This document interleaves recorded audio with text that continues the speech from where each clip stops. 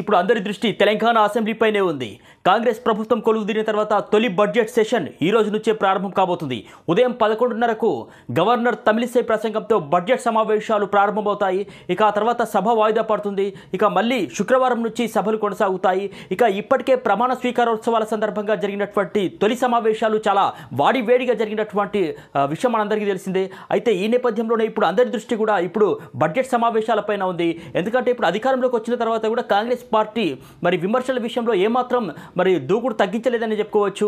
ఇటీవల బీఆర్ఎస్ చేస్తున్నటువంటి ఏదైతే విమర్శలకు సంబంధించి అందుకు ఘాటుగానే బదులిస్తున్నారు సీఎం రేవంత్ రెడ్డి. మరి ఈ నేపథ్యంలోనే కేసీఆర్ సైతం మరి సభకు వచ్చేటటువంటి అవకాశాలు ఉండడంతో ఎంతో ఆసక్తికరంగా యొక్క బడ్జెట్ సమావేశాలకు సంబంధించి అందరూ వెయిట్ చేస్తున్నటువంటి పరిస్థితి అయితే ఉంది. ముఖ్యంగా మరి బడ్జెట్ సమావేశాలు ఎన్ని రోజులు కొనసాగేటటువంటి అవకాశాలు ఉన్నాయని చూసినట్లయితే కనుక ముఖ్యంగా శాసనసభ వ్యవహారాల కమిటీ ఒక చర్చకు వస్తుంది. చర్చించిన తర్వాత మరి సభకు సంబంధించి దాదాపు 10 రోజులు పెట్టాలా 11 రోజులు పెట్టాలనేటటువంటి విషయాల్ని చర్చిస్తోంది. ముఖ్యంగా కాంగ్రెస్ పార్టీ చూసినట్లయితే కనుక 6 గ్యారంటీలపైన దృష్టి పెట్టింది. ముఖ్యంగా ఇచ్చినటువంటి 6 గ్యారంటీలకు సంబంధించి ఇప్పటికే 2 గ్యారంటీలను మరి అమలు చేస్తున్నటువంటి తరుణంలో మరిన్ని గ్యారంటీలను అమలు చేయాలనేటువంటి యోచనలో అయితే ఉంది. ఇప్పటికే మరో 2 గ్యారంటీలకు సంబంధించి కూడా గ్రీన్ సిగ్నల్ ఇచ్చింది రాష్ట్ర ప్రభుత్వం.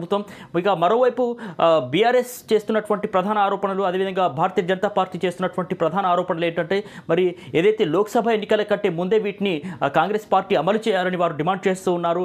ఇక ఎప్పుడైతే మరి పార్లమెంట్కి సంబంధించినటువంటి ఎన్నికల షెడ్యూల్ వస్తుందో మరి ఎన్నికల కోడ్ ఉందంటూ కాంగ్రెస్ ప్రభుత్వం తప్పించుకునేటటువంటి అవకాశాలు ఉన్నాయి. కాబట్టి ఆ లోపే ఈ యొక్క 6 గ్యారెంటీలకు సంబంధించి కూడా అమలు చేయాలనేటటువంటి వాదన ప్రతిపక్షాల నుంచి అయితే వినిపిస్తుంది. మరి ఈ నేపథ్యంలోనే మరి సభకు సంబంధించి ఇది కూడా చర్చకు వచ్చేటటువంటి అవకాశాలు ఉన్నటువంటి నేపథ్యంలో బడ్జెట్ సమావేశాలు మాత్రం ఆసక్తికరంగా మారినటువంటి పరిస్థితి తెలంగాణలో ఉంది.